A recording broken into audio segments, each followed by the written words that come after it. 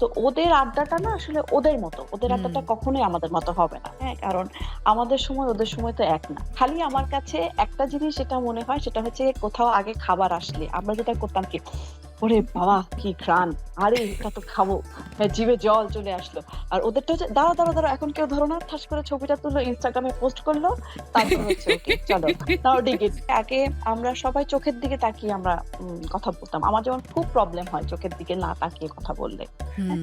বা আমি যদি চোখের দিকে না তাকিয়েও কথা বলি, বা আমি যদি একটু অন্যমনস্ক হয়ে থাকি বা কিছু করি, কিন্তু আমি যে মানুষটাকে সামনে দেখতে পাই সেই মানুষটাকে দেখতে পাই যেন ও ঠিক মতোই কথা বলছে। কিন্তু এখন যেটা হয় সেটা হচ্ছে কি যে ওদের হাতে একটা ডিভাইস, সেই ওকে আড্ডা দিচ্ছে ঠিকই, কিন্তু আমার কাছে মনে হয় মনটা যে অন্য আসল কোথাও বন্ধু পড়ে আছে। ডিভাইস, আসল বন্ধু ডিভাইস। আমি একটু মাঝখানে ঢুকে পড়লাম, বলুন কিছু না। মনে করো না। হ্যাঁ প্লিজ প্লিজ। সেটা হচ্ছে যে আমরা এখন কোথাও একটা বেড়াতে যাচ্ছি বা একটু আড্ডা দিচ্ছি বা কোথাও একসঙ্গে হই হই করে একটু খাওয়া দাওয়া করছি, এই সব কিছুই করছি আসলে আমাদের আলটিমেট এম হচ্ছে আমরা একটা ছবি তুলে সোশ্যাল মিডিয়ায় দেব। এই ব্যাপারটা না আমার একদম ভালো লাগে না। হ্যাঁ মানে একদম না, আমি একদম না। হ্যাঁ হ্যাঁ মানে আমি বেড়াতে আমি যাচ্ছি কেন আমি না, আমার আপনার সাথে আলটিমেট এম হচ্ছে আমি আপনার সাথে কোটি ভাগ মানে একমত। হ্যাঁ মানে মানে এইটা না আমার এটা এটা একটা খুব বাড়াবাড়ির জায়গায় চলে গেছে।